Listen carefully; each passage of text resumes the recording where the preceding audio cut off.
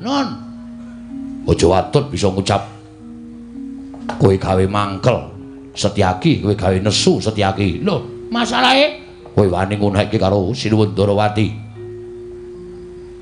Aku adine lanang, aku Senopati Ndrawati. Sapa sing nyamah asmaning Sinuwun Prabu Ndrawati bakal mati saka tangane Bagong anu Setyaki. Wale kowe. Ngedal ora kowe. Saka tanganing Setyaki. Nah, mula nek nesu niku ditata atine. Wong nesu niku omongane sok klera-kleru. Aku wis tau ngomong karo apa? Lah, wonten barang niku kleru. Kok sak kepenake dhewe ora. Ya aja guyon. Aku nesu tenan. Wis ngerti nek sampean nesu tenan. Kowe gelem njaluk ngapura karo Sinuwun Ndrawati lan aja wadul karo bapakmu apa ora? Oh, ndak bisa. Ora iso. Nuwun sewu kula ora salah. Kula nek ora salah kok njaluk ngapura kula moh. Ning nek kula salah, aja kok karo piyayi, karo bayi wingi sore nek pancen kula salah, kula njaluk ngapura gelem. Ning nek kula niku ora salah kok njaluk ngapura. Oh, ndak bisa. Yen ngono kowe wani karo Setyaki? Ya ora. Atene kula modar. Kula ora wani karo sampeyan. Yen ora wani kowe manut karo Setyaki, mboten nek kon manut njaluk ngapura karo Sinuwun Ndrawati. Ora. Tegese wani karo Setyaki. Ora wani. Ya aja gawe bingung. Angel to kowe mesti kan. Bingung kowe mesti. Lah omongan karo kowe bingung kok. Aku ora wani karo sampeyan. Nek kok njaluk ngapura aku moh. Tegese kowe ngeyel, kowe ngengkel. Pancen ket biyen Bagong iki didapuk dadi wong ngeyel. Wah, pancen apa-apa. Nek pancen asing dipateni kula mati ora apa-apa. Ning titip anakku mlima. Mangopeni. Bojo kula aja lho. Ora kowe kok nangis sing ngopo? Nangis wae arep mati kok. Gong, Nun. Aku arep wong enom kaya ngene iki ning aku akeh petunge. Petung piye maksudnya? Aku tekan kene iki ora dikongkon Sinuwun Ndrawati. Terus kongkon bapak. Padha wae. Antasena Bagong kepruken watu ndase ngoten lho. Sing ngomong ngono sapa? Lah wis jelas ngono wong aku wis gawe rame ning Ngamarta kok. Ora. Bapak ki arep wong kaya ngono kene bijaksana. Woi. Kata-kata apa itu? Kok bijaksana, bijaksana. Tegese wicaksana. Kok iso? Aku mau didhawuhi karo bapak.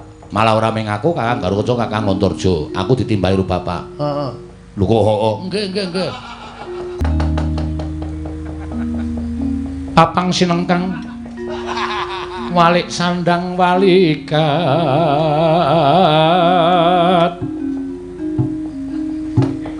Godhek kok simbar jojo.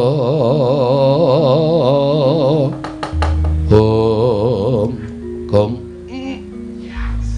Wis. Wis mlebu? Wis. Lho kok ora krasa ya? Edian. Biasane iki krasa ya ora krasa. Aku wis ning awakmu. Empen apa? Wis. Wedan kok ora mbrenjul? Ora. Sedeng ya? Sedeng. Elok tenan. Terus kula niki kowe dadi wong ampuh. Masa? Tenan. Kowe pengen apa? Pengen mangan. Monggo. Maksude kowe iki pengen dadi wong ampuh iki pengen ngopo? Pengen ngantem gunung. Wah, mah. Aku wis tau ngantem kasuse. Kok wong edan. Ana satriya diceblokke jero banget. Piye, ha? Kalah to karo kowe. Kalah kowe karo aku. Aku saploe mundur iki mau ketemu karo sapa ya ngarang sik sapa ya. Karo Bathara Narada. Lho. Bathara Narada. Merengi aku wahyu kaprawiran. Waduh. Mula aku sawise entuk wahyu kaprawiran iki aku digdaya kliwat ukur nang kowe kon nyeblokke luwih jero apa piye? Aja, Bagong, aja. Kene wedi. Ya, lah sembrono. Ayo. Piye, sak wudel isih kurang jero, ha. Kon ngenetke meneh. Bagong, ora edan, Bagong. Bagong. Kapok kowe sak dodo saiki. Ayo. Ayo, muni kowe sarepane. Bagong aku njaluk ngapura. Bagong aku njaluk ngapura aku wis kapok tenan. Bagong aku njaluk ngapura. Ora bakal tak wenehi pangapura. Kowe wis nothoki gundulku nganti moncrot yang. Ora bakal tak wenehi ngapura kowe. Jebloke ngentah nganti entek sirahmu blesek nang lemah kuku kerkane kate.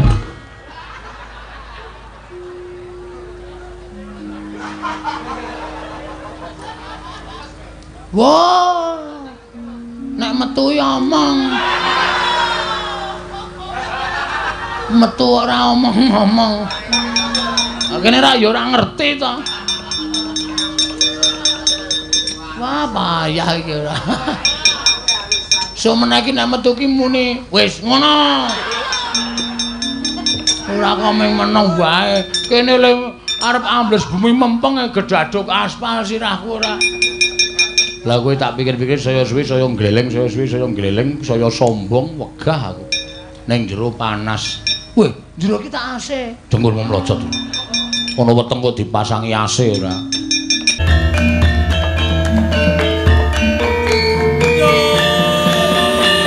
Do pesating sumbana. Sumusuping rasa jati.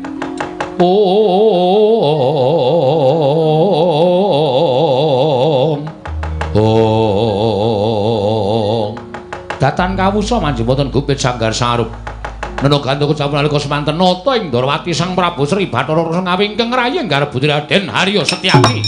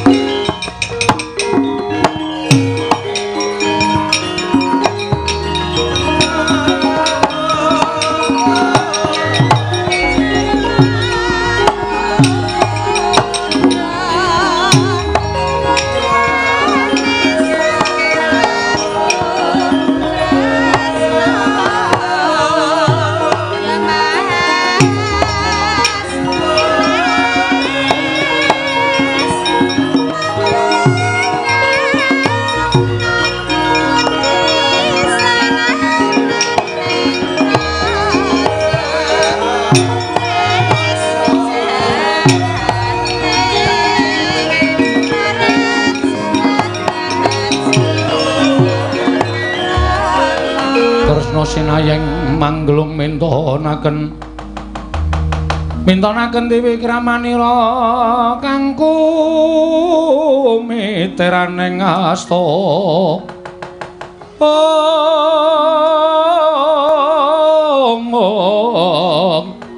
kang kumiteraning asta aneng asta Setyaki wonten timbalan kaget kowe tak timbali Duri Gawa Prabu paring dawuh menapa lan wonten kewajiban menapa ing badhe paduka paringaken dhateng rayi garep ruji dina samengko iki mau kedaton ngamarta geger dipun sababaken sowane Panakawan Bagong ing nalika semana diutus dening Kakang Semar Badranaya nggone kepengin bangun kayangan Setyaki wonten timbalan Cubriya rasane ngatiku dene Kakang Semar kok pengen bangun kayangan mongko dadak nganggo syarat sona pusaka 3 cacahe. Ya kuwi tumbak Karawelang Payung Tunggul Naga lan pustaka Jamus Lima Sada.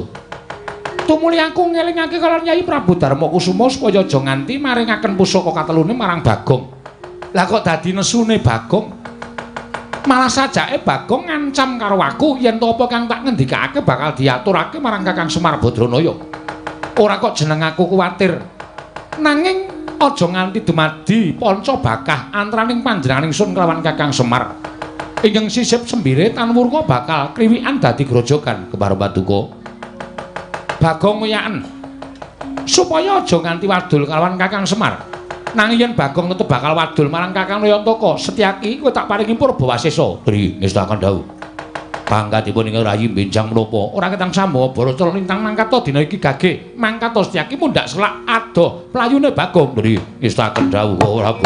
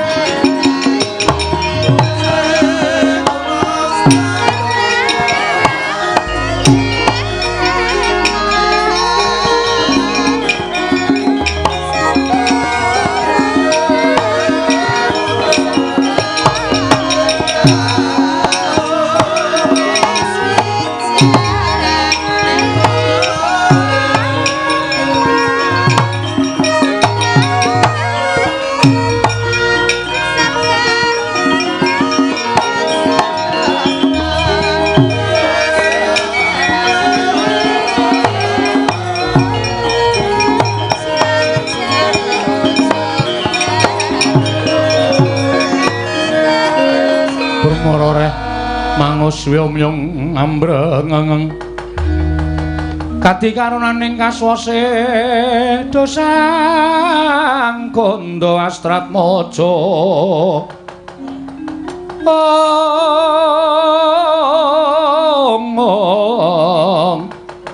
Longlong lalu mangulati surya mangrang sang wayah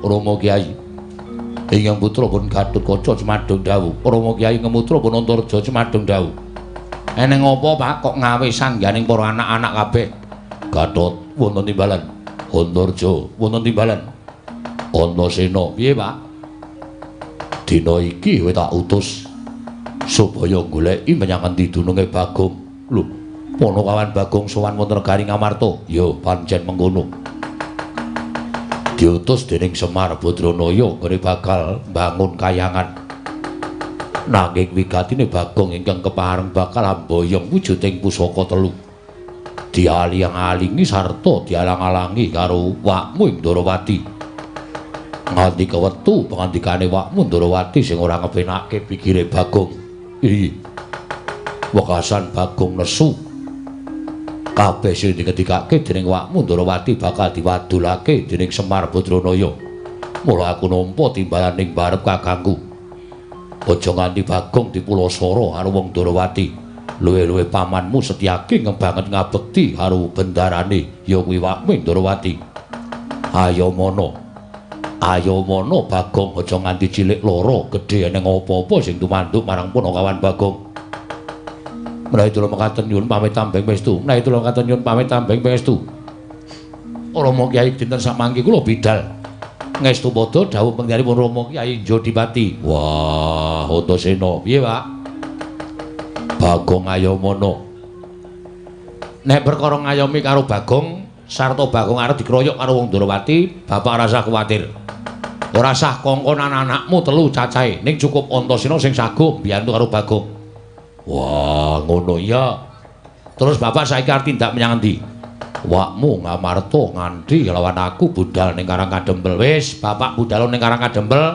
Kakang Garukaca budal ning Karang Kadempel Kakang Antarja budal ning Karang Kadempel Bagong aku sing bakal menehi pengayoman yen nganti Bagong cilik loro gedhe ning apa-apa kowe sing tak tempuke ora usah kuwatir Bagong karo aku luwih kepenak aku ngoko Bagong ya bakale ora duwe rasa jigo pekewuh karo aku mergo aku skrina srawung karo Bagong ndak pasrahke karo kowe bapak tindako nganti karo Siwa Puntadewa lan Kakang Garukaca Kakang Antarja budal ning Karang Kadempel mesake Kakang Semar wah ca bagus Antasena ya aku tak mangkat Bagong openono tak openane Ponokawan Bagong aja kuwatir ya Pak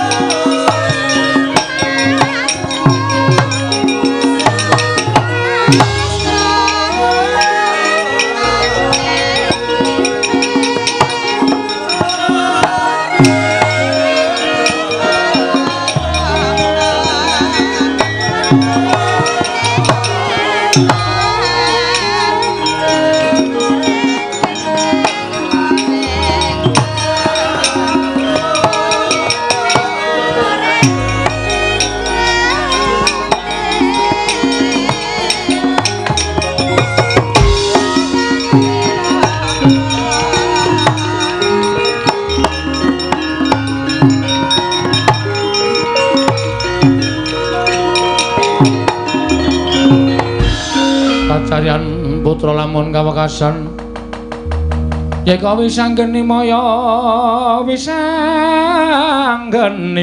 Wisnu Pradenta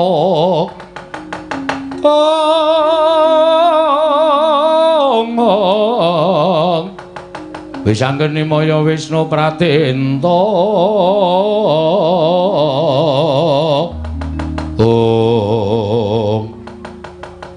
ora pati nduga ngono lah kok kaya ngono pambeganing Sinuwun Ndarawati monggo adat saben iki karo bapak ki tresna lho ora ngira kok omongane ngendikane ning Datulaya negara ing Ngamarta lah kok dadi nglarake ati Semar kira bakal kepengin derajat pangkat, Semar dikira bakal kepengin bondo donya nganti Kembar kepengin boyong pusaka telu dianggep ora kepengin bangun kayangan. Walah, sinuwun, kebangetan kowe ngece karo bapakku.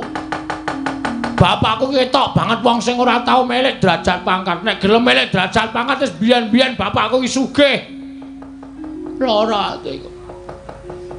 Andake bapakku tenan kowe.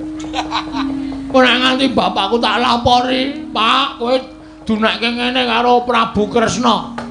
Nek nganti bapak ngamuk, bapakku anggere ngamuk ngentut wae. Monggo ambune pol-polan. Aku iki bar dintuti nama 3 dina. Iya, wis nek ora tak kapoke kowe arep tuman wae kae Sinuwun Darawati. Nek ora tak gawe kowe iki kapok karo bapak, kowe mesti arep ngece sabener karo bapak. Pak. Mir. Aku sing mulih, Pak, ora iso nggawa pusaka telu ya kuwi tumbak karo welang. Payung Tunggal Naga Pustaka Jamus Lima Sada. Ning ana kata-katane Sinuwun Darawati sing menyakitkan hati, Pak. Nglarake ati, Pak. Mula bapak kudu nesu perkara iki nang nganti bapak ora nesu tak anggap bapak ora wani karo Prabu Kresna.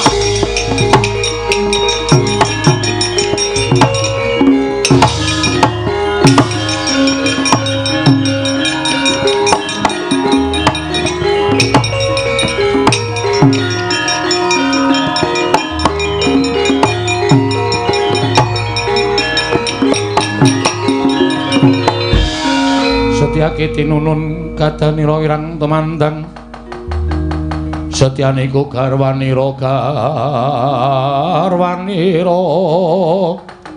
ing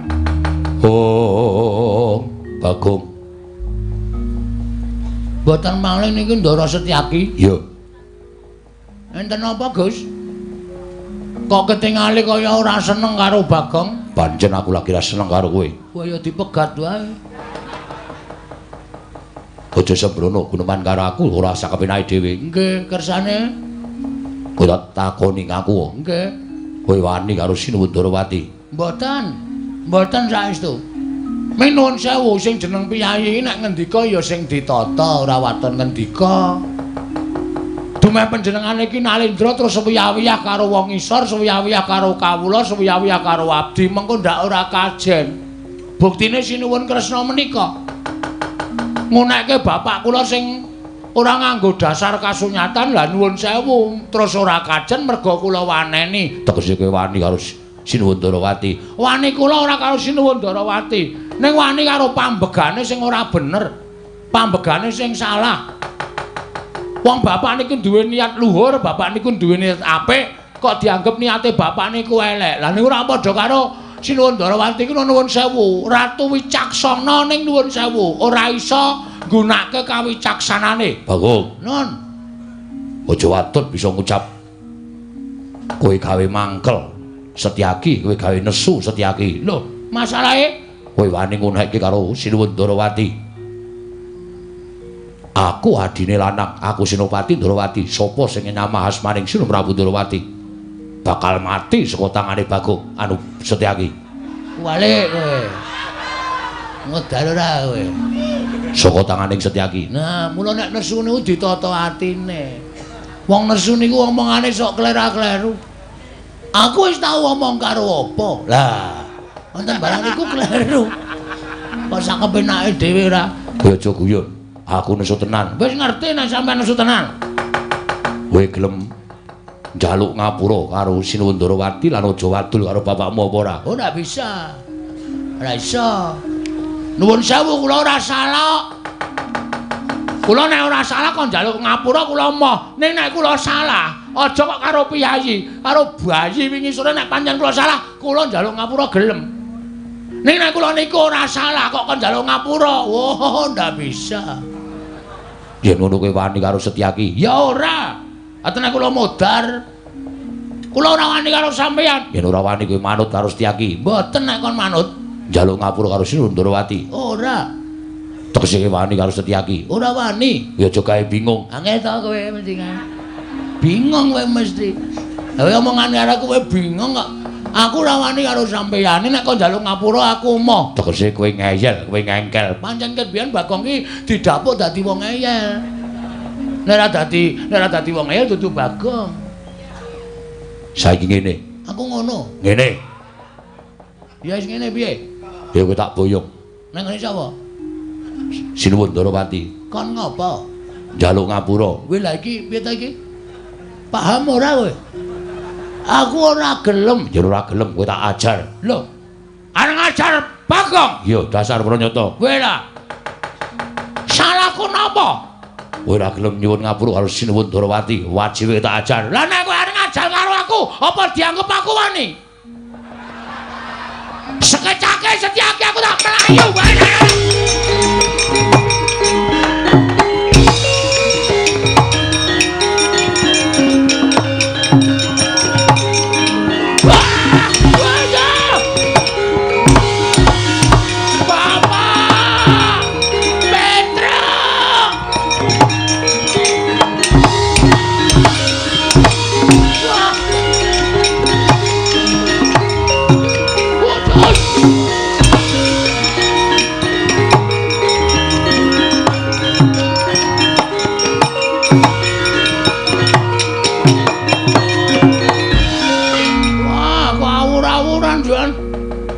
Melayu banter banget kok meso kerantapan kaya ngono aku.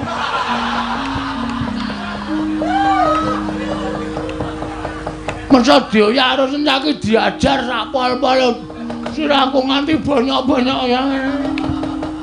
Oh alah Mir. Tak belani malah aku keloro-loro ya Mir. Aku jane atiku aku pengen wani lho. Aku ki menungsa. Nang omah disembah karo anak putu. Aku arep lunga tanganku diambung karo anakku karo bojoku. Ana kene mung ditutuki sirahku karo Setyaki. Wis tak niati wae. Ben modar mbok men. Kowe gendasi karo aku Setyaki.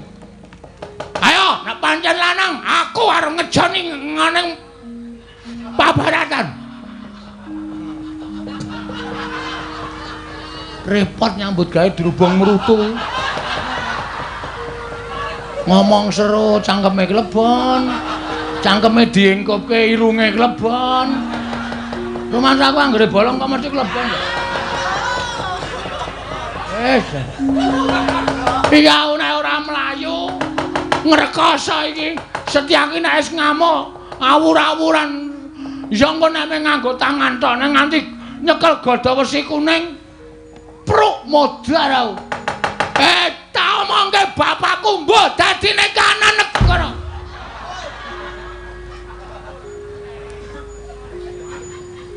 Meripat gedine semono kok ora weruh. Peteng jenggulmu. Wah, wis iki patiku nang kene iki. Rono ana Setyaki. Mrene kecekel Satpol PP. Gong, Nun. Lungguh sing penak. Arep mati kok lungguh sing penak. Mbok wis ngene wae langsung tes ngono gak modar. Kula ngerti nek sampean mesti diutus Ndara Kresna kon nyekel kali kula. Mriko dicekel Ndara Setyaki ajeng mlayu sampean methuke mriki nggih to. Wah, pancen apa-apa. Pancen ajeng dipateni kula mati ora apa-apa. Ning titip anakku mlima. Mangopeni. Bojo kula aja lho. Ora kowe kok nangis sing ngopo? Nangis wae arep mati kok. Gong, Nun. Aku arep wong enom kaya ngene iki ning aku akeh petunge. Petung piye maksude? Aku tekan kene iki ora dikongkon Sinuwun Darawati. Terus kongkon bapak. Padha wae. Antasena Bagong kepruken watu ndase ngoten lho. Sing ngomong ngono sapa? Lah wis jelas ngono wong aku wis gawe rame ning Ngamarta kok. Ora. Bapak ki arep wong kaya ngono kene bijaksana. Woi. Kata-kata apa itu? Kok bijaksana, bijaksana. Tegese wicaksana. Kok iso? Aku mau didhawuhi karo bapak. Malah ora meng aku Kakang Garukaca Kakang Antarja. Aku ditimbali karo bapak. Heeh. Lho kok hoo. Nggih. Bapak dawuh karo aku. Bagong kae wong bener. Ming Kresna wae awakmu Ndarawati sing sajake lagi ketukulan watak angkara. Mula terus Subriya karo Semar. Buktine Semar kuwi bener ketitik Bagong mlayu mau pusaka Ngamarta ya uncat, Gong. Lho. Nama ora sembrono lho. Wak tapuhi cangkemmu kowe karo Bendara kowe ya, Dik. Lali aku. Nang ngendika ora sembrono. Tenan, Gong. Mula kuwi dadi tandha nek niate bapakmu kuwi lahir batin. Terus mula Bapak Werkudara dawuh karo aku, nek Bagong kae dipulasana wong Ndarawati luwih-luwih makmu cilik Setyaki, Antasena, Bagong Ayamana. Yakin? Iya. Sumpah? Ayo nang kena guyu lho ya. Guyu ngapusi wek. Ayo. Aku ki ora guyu ngilangi selilit.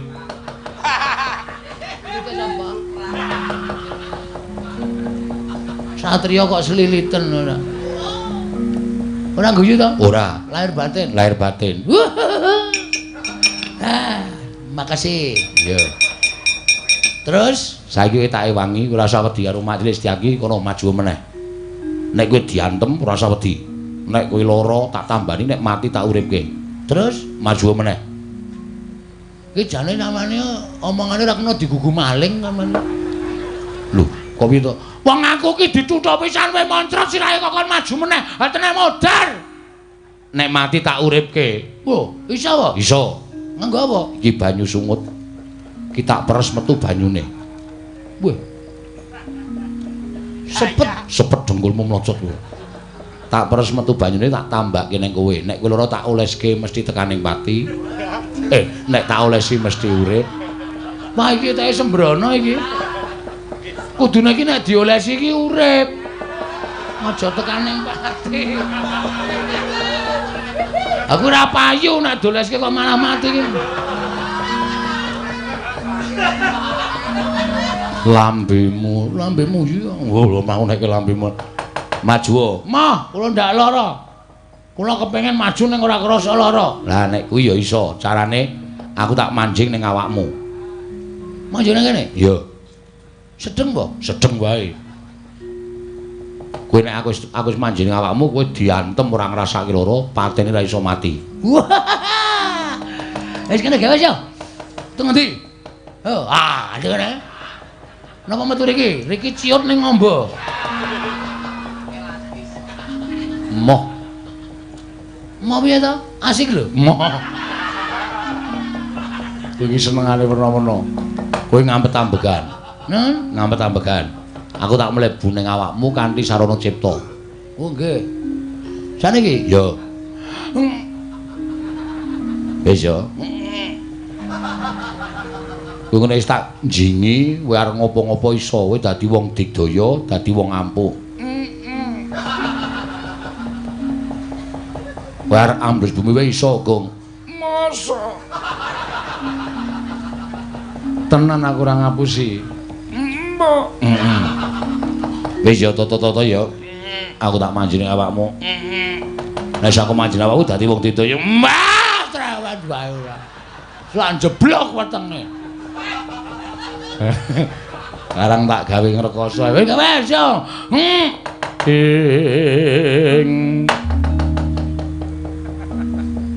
Papang sinengkang walik sandang walikat.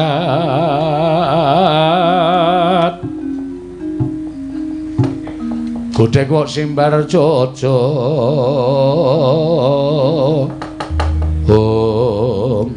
Gong. Wis. Wis mlebu? Wis. Lho kok ora krasa ya? Edian. Biasane iki krasa iki ora krasa. Aku wis ning awakmu. Empen apa? Wis. Wedan kok ora mbrenjul? Ora. Sedeng ya? Sedeng. Enak tenan. Terus kula niki kowe dadi wong ampuh. Masa? Tenan. Kowe pengen apa? Pengen mangan. Engko. Maksude kowe iki pengen dadi wong apa iki pengen ngopo? Pengen ngantem gunung. Wah, mah. Aku wis tau ngantem kasus e. Apa pengen ambles bumi? Iso. Iso. Carane pripun? Carane ngampet-ambegan manteng ciptamu niat ingsun ambles bumi. Kula coba nggih? Ya.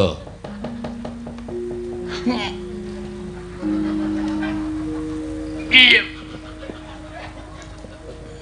Ngopo kok ora sida? Mengko nek ora ambles aspal e. Makduk ngono ya menyonyo tenan. Yakin, kowe yakin iso ambles bumi. Nek nganti ora iso kok nyalahno aku. Oh nggih. Niat ingsun terus bumi. Nggih? Iso to? Saged e. Peteng banget. Lah iya. Jero bumi iku ora ana listrik. Wah, mah grayah-grayah. Wah, apa iki? Kutelo. Dede tenane. Iki tak panenane. Ning aja nganti wite ambruk dadi. Sing duwe wit iki ngertine telone isih thukul bareng dijabut ning gagang tok. Wegah aku. Aku metu. Lah ngopo e? Nggo persiapan lebaran kok ndurul saiki ora moh, ora nyolongi. Aku moh. Ya wis ora. Nek nang njuron bumi mlaku biasa kena. Wah lah ya, wah jan kaya nabraki lemah kaya tembus. Weh lah. Sapa wae? Kok guyang-guyu? Oh mayit to, asem kok. Kira nek cengengesan bol meringis. Oh, iki mesti sarean kene iki mesti. Oke tenan lho iki lho. Oh, iso rata do mujur ngulon kabeh. Lha iki ana sing mujur ngetan iki piye iki? Madhep ngetan malah lho. Oh, arep omong-omongan karo jejere. Jedul ah. Wah. Wah. Kolegan lemah aku. Ning jero bumi jan. Amo Suramarata, Jayamarata. Imbang yen padha-padha. Setyaki. Aja nglelang kowe saiki. Wani karo Bagong tak tandur tak sirami tukul rambutan. Cebloke nang lemah dadi apa Pak?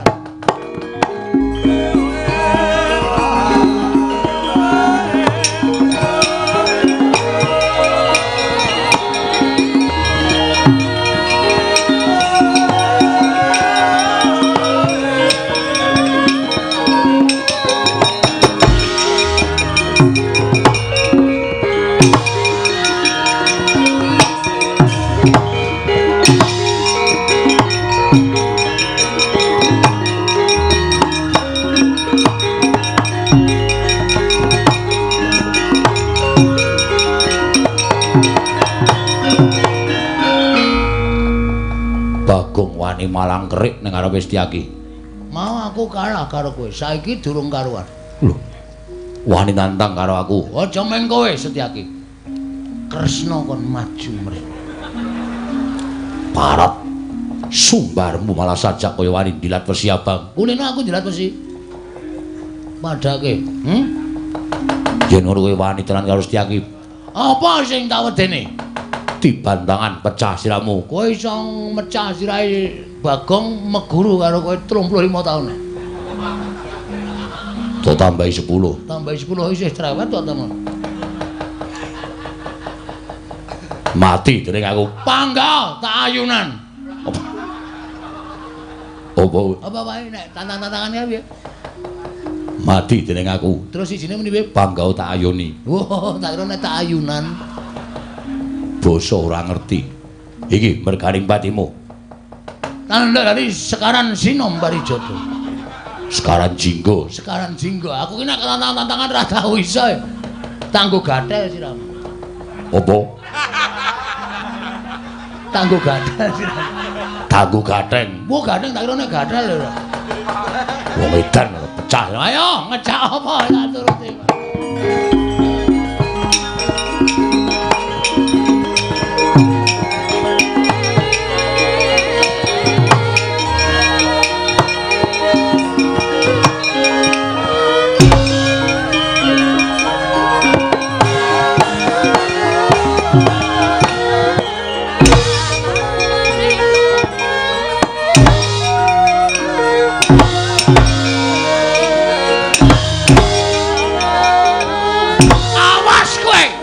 Aja mlayu.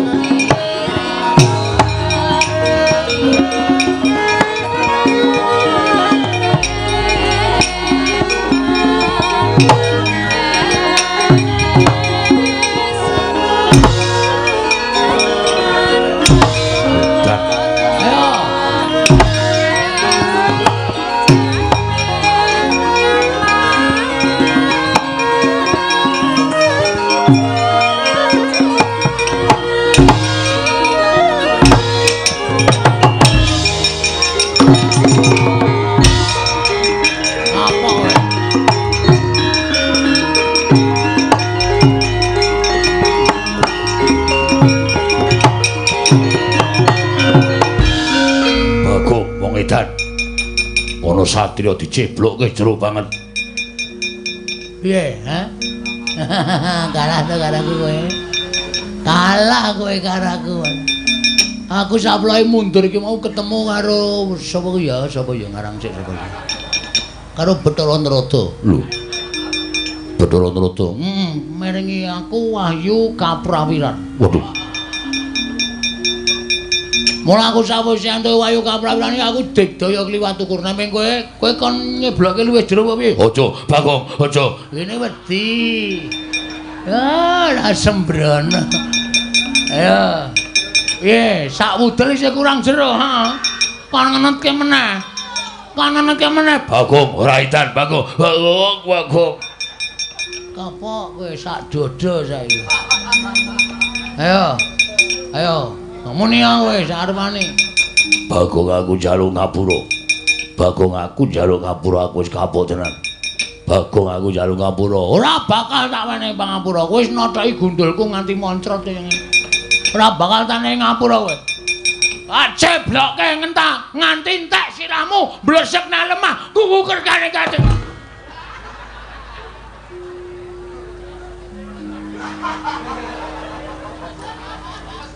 Wah, nek metu ya omong.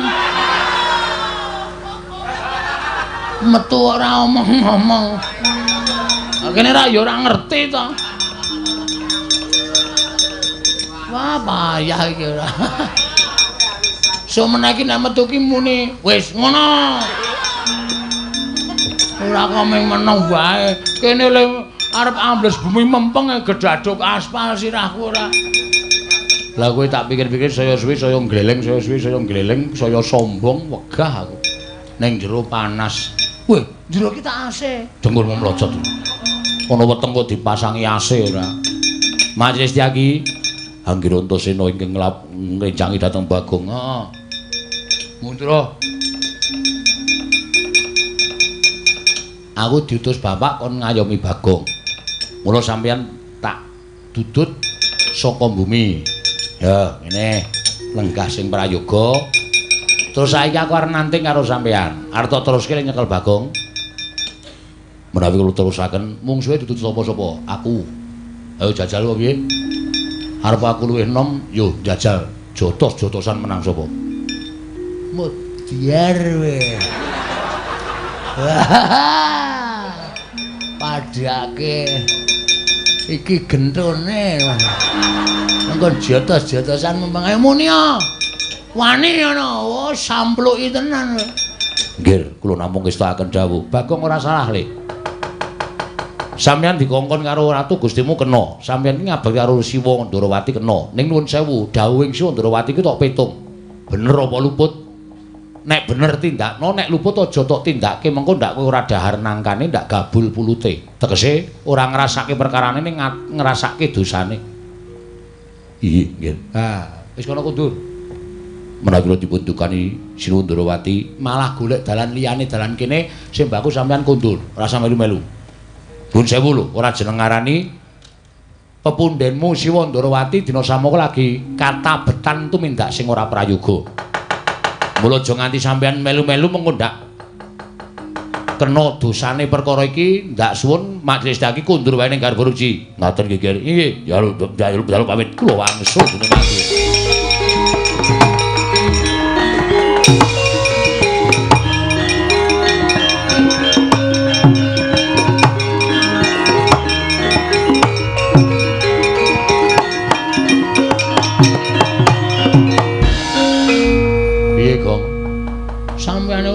satriya sing ndugal kewarisan ning iso ngrampungi sakkaing masalah.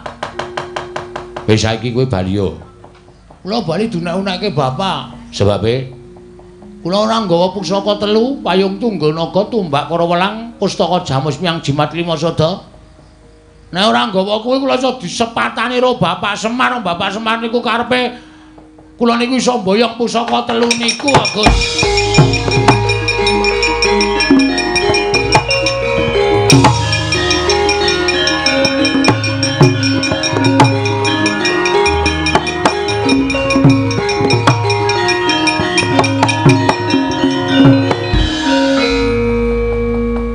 Sawangen mburimu kuwi. Lho. Rongsokane sapa iki? Ora nganakal to. Tak omongi ya. Kuwi tumbak para welang, payung tunggul naga, pustaka jamus 5 sada. Kuwi tak kandhani. Arepa pusaka kuwi biyen kedadian saka ratu-ratu Digdaya. Mula aja tok sepelekke. Kowe ngucap sak penamu dhewe kualat karo pusaka kuwi iso kowe lempoh selawase. Wah, mbok ampun ngoten, Den. Omong kok senani crebang-crebung. Oh ya ceblang-ceblung kok. Crebang-crebung kok ceblang-ceblung. Mula nek omong ki diatur ora sak penake dhewe. Nggih nyuwun ngapura. Wis kuwi gawanen. Nggih. Aturno bapakmu. Nggih. Mengko nek bapakmu takon pusaka 3 kuwi diaturke, ora lega atine. Lah terus Pandhawa? Pandhawa sak pirangan wis merono. Aja kuwatir. Mengko Pandhawa bakal komplit gong percaya ora ana tumindak ala ingkang tumama ning becik. Oh nggih, nyuwun pamit nggih, Den. Sing ati-ati aja kaya bocah cilik kok.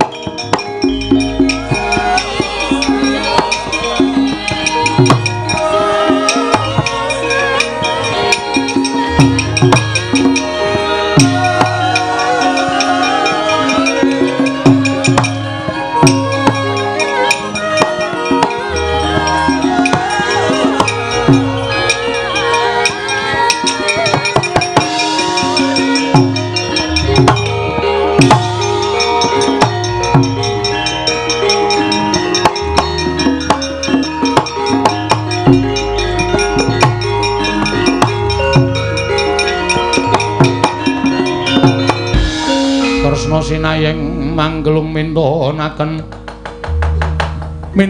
Dewi Kramanira kang mitrane ngasta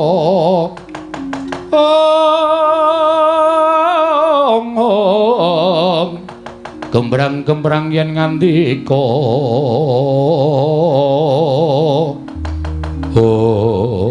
Arjuna wonten paring adhawu. Ora kok aku bakal ngembari marang kekuwataning Kakang Semar kuwi babar pisan ora. Ning apa kira-kira kleru? Penemuning Nata Ndarawati ing darbe penemu. Yen to kekarepaning Kakang Semar kuwi mbok menawa niat ing ora prayoga, nggone nyuwun ngampil pusaka katelune niki. Mula Kang Sangka kuwi aja nganti kedadian sing ora prayoga sing tumanduk ning Praja ing Amarta. Apa sira Yayi dina samangka gelem tak ganti? Saranipun kados pundi? Giri Godha karan kekarepaning Kakang Semar. Yen nggone nggodha pun Kakang lawan Siadi lawan Kakang Semar iki mengko bisa kasembadan tegese pancen Semar duwe niat sing ala. Nanging yen to panggiri godhaning pun Kakang lawan Siadi mengko ora mempan sarta ora bisa tumanduk ana ing angganing Kakang Semar Badranaya. Tegese pancen niating Semar kuwi lahir batin menawi kersa paduka Kanjeng Prabu kados mekaten. Kula namung kantun nderek nai menapa mboten kirang kegiatan ing atasipun kula namung kalian panjenengan teka badhe ngembari dhateng pangawaosipun Kakang Semar. Mula pun Kakang bakal nyuwun sabiyantuning dewaning panggodha pangrencana supaya isa nggodha ngrencana kelawan gegayaning Kakang Semar. Sinten Koko Prabu? Mara ta enten ana sawetara Arjuna nggih ngestakaken dawuh. Ing Kresna Sinayeng manggelung mintonaken Dewi Kramanira sigra mengku semedi Sang Nata ing Ndarawati nalika semanten matekaji pameling angaturi rawuhipun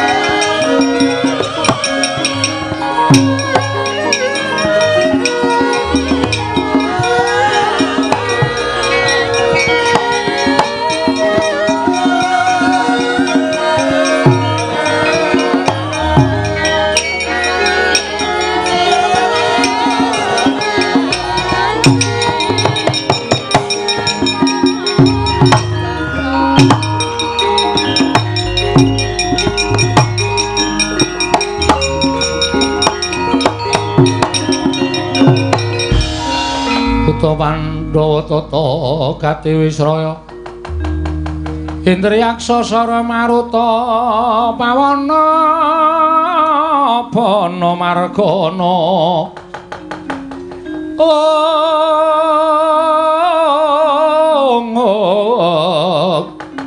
Samirana lan warayang wisikan magulingan 5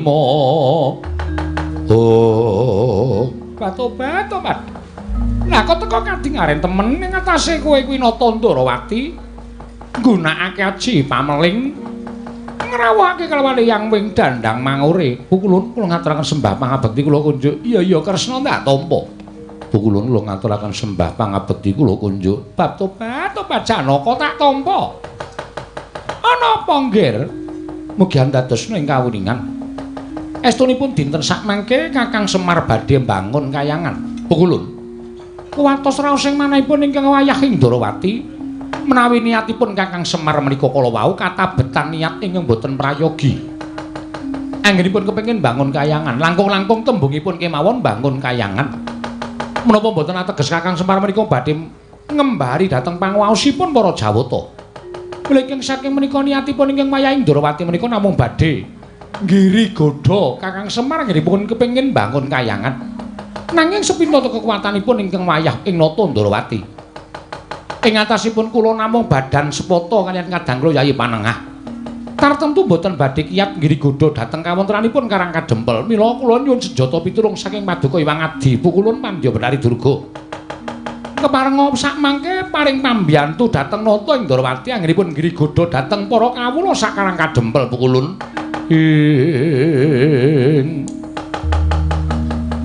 Katri gumulung mangrempak ing wadya Kurdakura. Kurdakura reka kiri-kiri.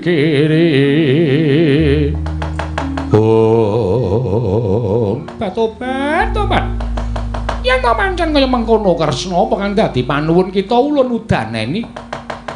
Dina samengko ulun bakal ngetapake para wadyabala Dandang Mangure Jim Setan mriprayangan Lili Banaspati klek-klek balungan tandak. Kabeh berkasaan bakal tak budhalake marang Karang Kadempel sing wigati kudu nyusupi jiwaning kawula Karang Kadempel. Aja nganti kasembadan Semar nggone mbangun kayangan matur sembah nuwun tanpa pepindhan. Aku tak budhal luwih dhisik ya Kresna. Nggih, sembah kula ngundhakaken Jengkar Paduka Hyang Adi Pukulun.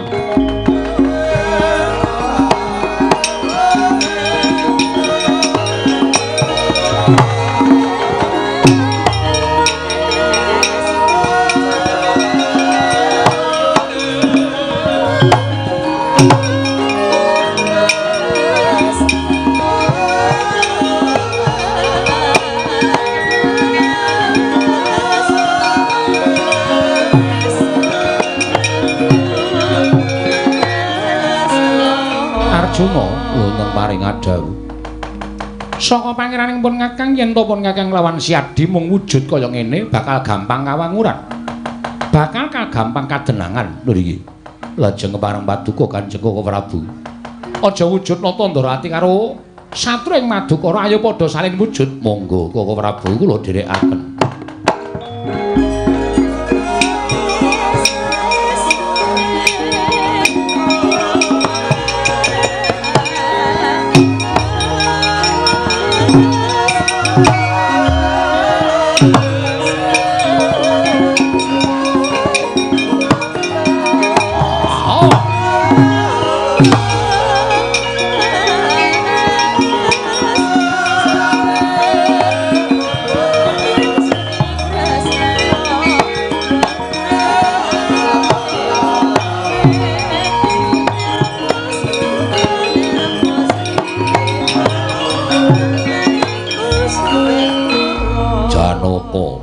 Wonten dawuh gandeng wis sujud kaya ngene tak kira yen to kowe karo aku nyaketi Karang Kadempel ora ana ingkang bakal ngerti.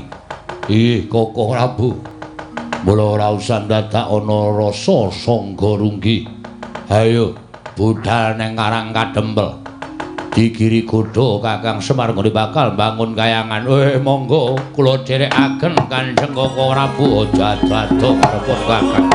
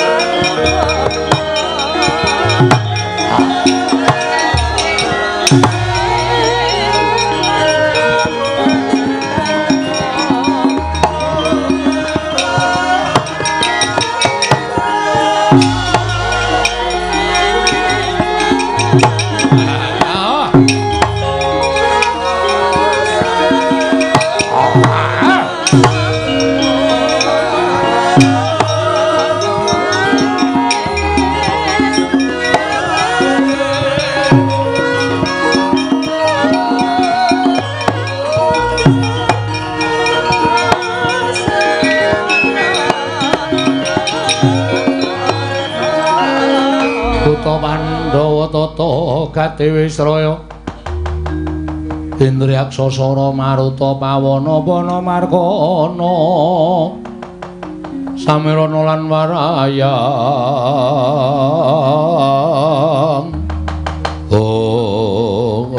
Ibu Betari wonten dawuh Ibu Betari wonten dawuh Wadyabala dandang mangure nggih wonten dawuh Iki ana kalodhangan kono bakal entuk pangan, Nggir. Waduh, lajeng wonten pundi pangan ingkang sampun dipun sumedyaken dhateng sangganing para berkasaan. Ndak jaluk kabeh wadyabala dandang mangure lumarapana ing Karang Kadempel. Susupana jiwaning kawula Karang Kadempel aja nganti padha nayogyani Semar nggone mbangun kayangan. Padha benthik-benthikna kanane dimen ora tentrem. Nggih, ngestaken dawuh. Menapa sedaya para berkasaan jim setan dipun parengaken bidal aja nengkeng cicir kabeh kudu mangkat nun ngestaken dawuh lajeng mangkatipun para wadyabala benjang menapa ora ketang sambung apa cara mangkat dina iki ulun bakal memanuki laku saka kadohan ya nggih iki ngestaken hae dong kandha budal